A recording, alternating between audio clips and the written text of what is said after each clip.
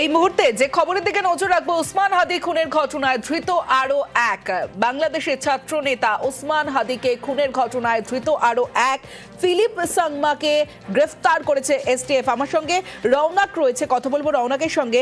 রৌনক, জানতে চাইবো, এর আগে আমরা দেখেছিলাম যে দুই অভিযুক্তকে গ্রেফতার করা হয়েছিল, অর্থাৎ ফয়সাল আর আলমগীর হোসেনকে গ্রেফতার করা হয়েছিল। এই ফিলিপ সাংমা কে, কিভাবে গ্রেফতার এবং এই খুনে, হাদি খুনে তার কি ভূমিকা ছিল?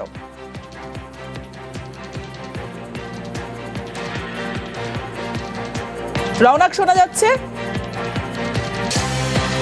কথা বলবো রৌনকের সঙ্গে। তার আগে আরো একবার জানিয়ে রাখি, বাংলাদেশের ছাত্র নেতা ওসমান হাদিকে খুনের ঘটনায় ধৃত আরো এক।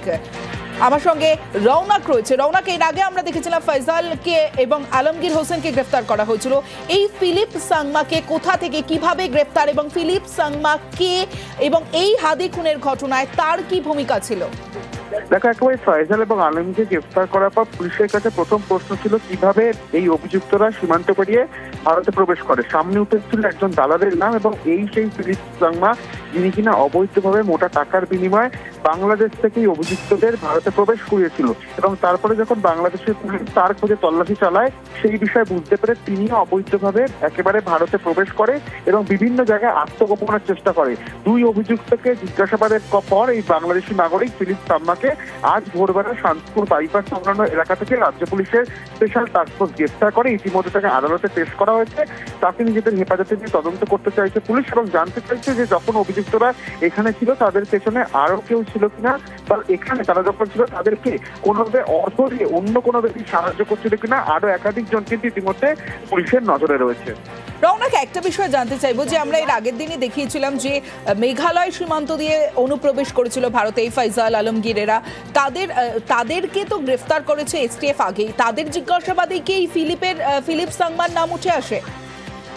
দেখো, একেবারেই তাদেরকে জিজ্ঞাসাবাদ করাতেই এই ফিলিপ সাংমার নাম উঠে আসে, এবং শুধু এই ফয়সাল আলমগীর নয়, এরকম একাধিক বাংলাদেশি নাগরিককে তিনি অবৈধভাবে মোটা টাকার বিনিময় এই হালুয়াঘাট সীমান্ত থেকে মেঘালয়ে প্রবেশ করান এবং ভারতে বিভিন্ন জায়গায় তিনি শেল্টার দেন। এই বিষয়টি কিন্তু রাজ্য পুলিশের এসটিএফ এর হাতে উঠে এসেছে। এবং শুধু তাই নয়, তিনি নিজে একজন বাংলাদেশের নাগরিক। বাংলাদেশের পুলিশ যখন তার তল্লাশি চালায়, ঠিক সেই মুহূর্তেই তিনিও কিন্তু ভারতে এসে আত্মগোপন করে। ইতিমধ্যে তাকে জিজ্ঞাসাবাদ করা হচ্ছে, এবং যে বিষয়টি পুলিশের এখন সব থেকে প্রাথমিক তদন্তের বিষয়, যে যখন এই অভিযুক্তরা ভারতে আত্মগোপন করেছিল তাদেরকে অর্থ দিয়ে কেউ সাহায্য করেছিল কিনা, বা শেল্টার কারা কারা দিয়েছিল, গোটা বিষয়টি কিন্তু ইতিমধ্যে রাজ্য পুলিশের স্পেশাল টাস্কফোর্সের তরফ থেকে খতিয়ে দেখা হচ্ছে। রৌনক, একটা বিষয় আমরা এর আগে দেখেছিলাম যে ফয়সাল এবং আলমগীর হোসেন তাদেরকে বাগদা সীমান্ত থেকে গ্রেফতার করা হয়েছিল। ফিলিপ সাংমাকে কোথা থেকে গ্রেফতার করা হলো? দেখো, ফিলিপ সাংমাকে আজ সকালবেলায় শান্তিপুর সংলগ্ন বাইপাস থেকে গ্রেফতার করা হয়। মূলত তিনিও কিন্তু বাংলাদেশে ফেরার চেষ্টা করছিল। তিনিও বনগাঁ এবং একাধিক জায়গায় গিয়ে রেকি করেছিলেন, কারণ তিনিও দেশে ফিরে যাওয়ার জন্য অবৈধভাবে প্রবেশ করার চেষ্টা করছিল। এবং এই দুই অভিযুক্তকে জিজ্ঞাসাবাদ করার পর তার নাম সামনে আসে এসটিএফ এর কাছে।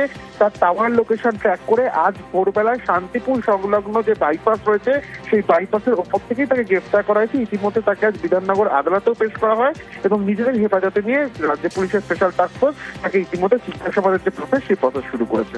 বেশ।